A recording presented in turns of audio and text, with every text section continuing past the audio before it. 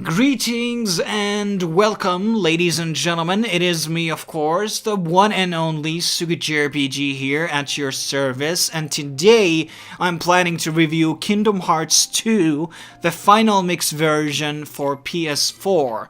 And in preparation of Kingdom Hearts 3, I've been playing through most of the games, going through cutscenes, playthroughs, and story recaps to get a better understanding of the world, the characters, and more importantly, the story of the Kingdom Hearts universe.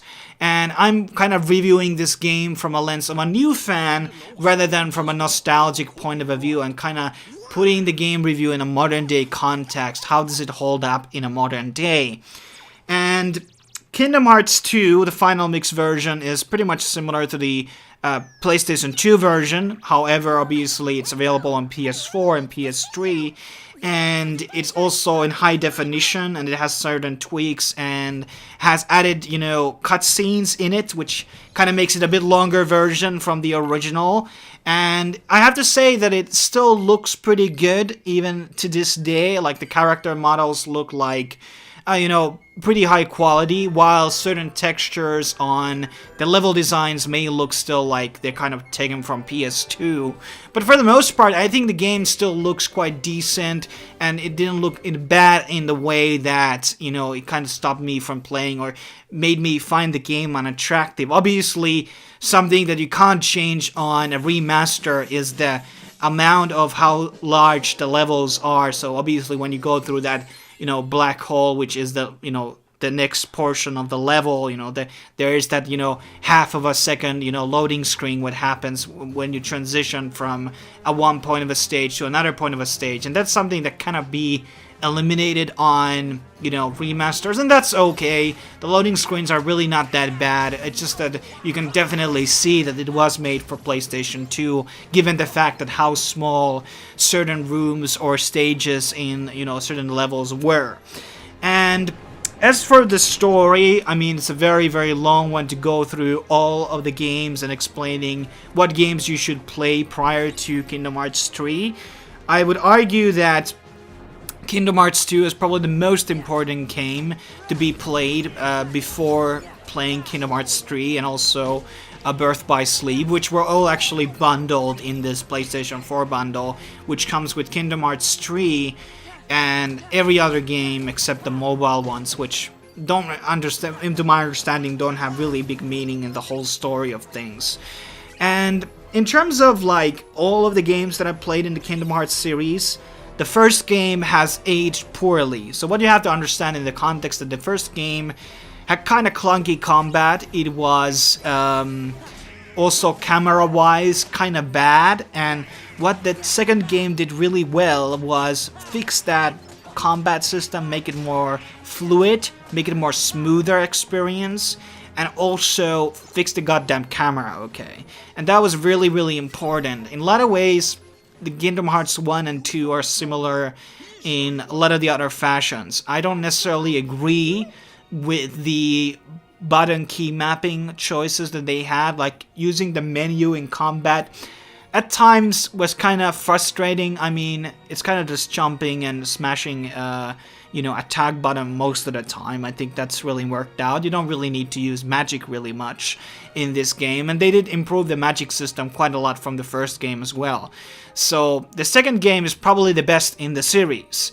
And even though some of the games were released after Kingdom Hearts 2, like Birth by Sleep, they were done by a different studio, because some of the games were done on the Tokyo studio, some on Osaka studio, and you can see a clear difference on the smoothness of the combat.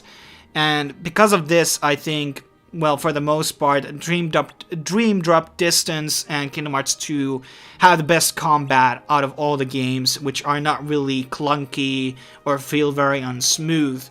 And Kingdom Hearts 2 obviously, takes off where Kingdom Hearts 1 left off. You get to go to a lot of familiar Disney worlds and meeting characters from Final Fantasy as well.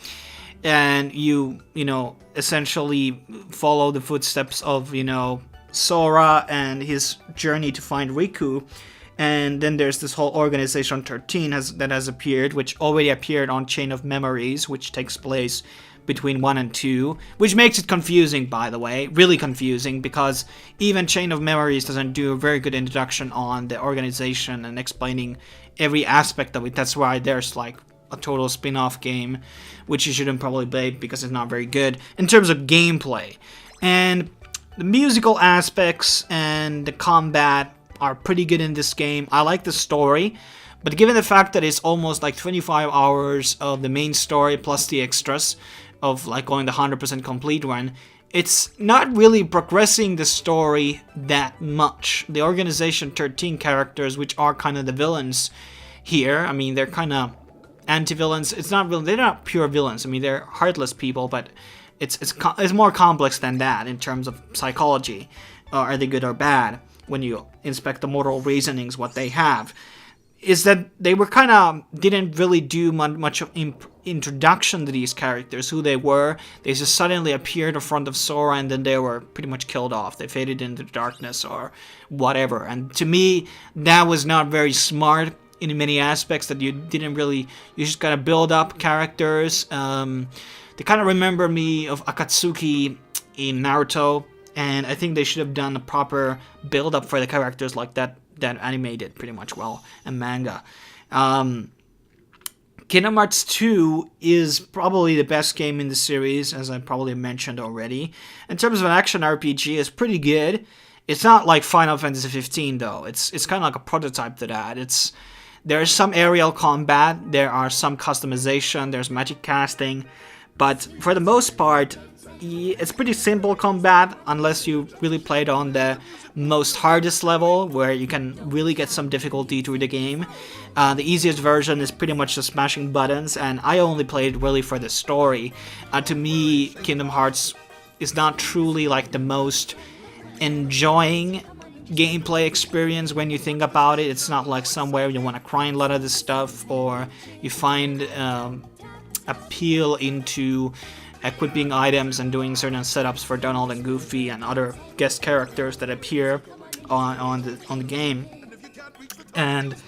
But for me, it's the story, it's the experience. The combat is not too bad. I think it's there to kind of make it simplistic and make it, accessible for many ages, And obviously there is difficulty with the optional bosses that the game offers, so I'm not going to say that it's the most easiest game all the time, but you don't really need to do a lot of side missions, and you can power through quite easily with the easiest beginner mode if you want to go through that. And what I like about the game also is that there are different endings, and there's obviously a lot of replayability choice in the game. You don't necessarily make any choices inside the game that make it different. I guess you can change the team comp a bit and make Donald and Goofy a bit different styled and equip different type of abilities. But for the most part, the gameplay experience stays the same outside from playing through the side missions and doing the 100% run. And obviously the different endings and secret cutscenes that you get when you do the 100% run. I mean, in terms of the levels and the designs, I think there were some retarded levels inside, like Port Royale, which I really disliked. Some of the ones were really nice, maybe like the Mulan one, and Pride Rock, that was really, really good. And it's going to be interesting how far they can take this world building and level design with Kingdom Hearts 3. Obviously, we have a bunch of gameplay content already out of it.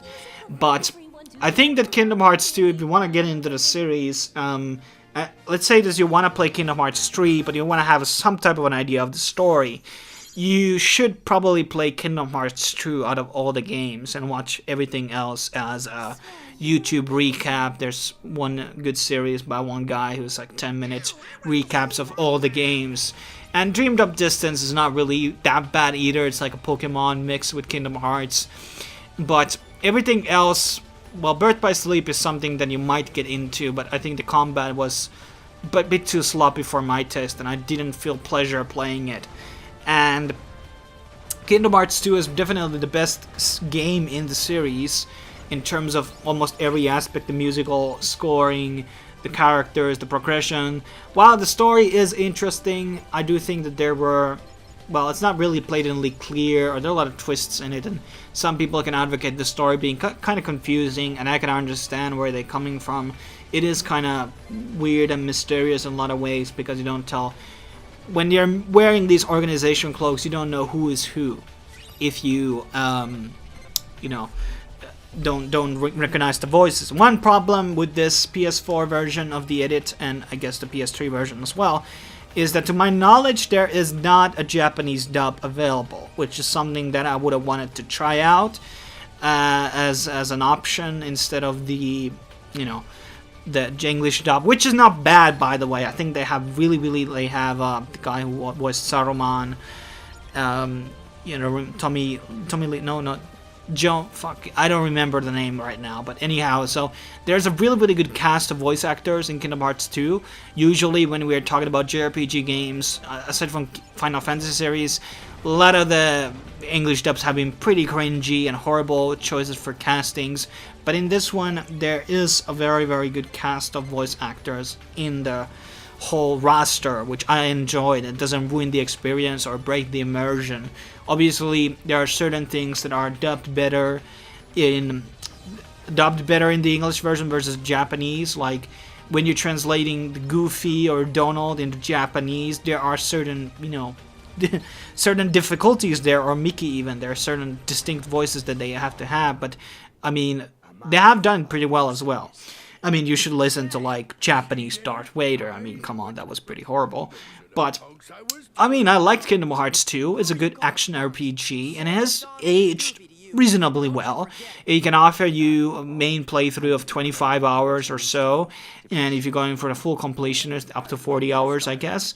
And, you know, it's a pretty decent, enjoyable, you know, game, and there's nothing really wrong with it. There's not really much of complaints about the combat system. May be kind of too simplistic. One people could advocate that there should be a light attack and heavy attack. I mean, you have jump block, and then you have attack, which has a lot of combos which you can chain up based on the loadout you have. But a lot of that thing is like a lot of passive stuff, which is not necessarily too bad. You don't need to really delve into it too much to learn which combination is bad. What I like about the game is that it seems to support a lot of different builds and, you know, systems that work for anyone. Magics are kind of irrelevant, at least on the easier levels, or the modes on the game, which is something that is a kind of problematic, I guess. So it's just kind of spamming cure all the time, only in potions. That's the only thing you really need to do. But I'm gonna wrap it up here. Stay tuned for Kingdom Hearts 3 streams, and I will do a full review on that, and we will see if there's DLC coming to it, which I also will review. But, you know, Kingdom Hearts 2 is the game you want to play, and as for what order you should play the games, there are a lot of guys out there which tell you exactly what is the right play order. The release order of the games is actually a pretty good way to go, to be honest. But, yeah, thanks for watching. I will see you guys next time on the next review. Cheers. See you.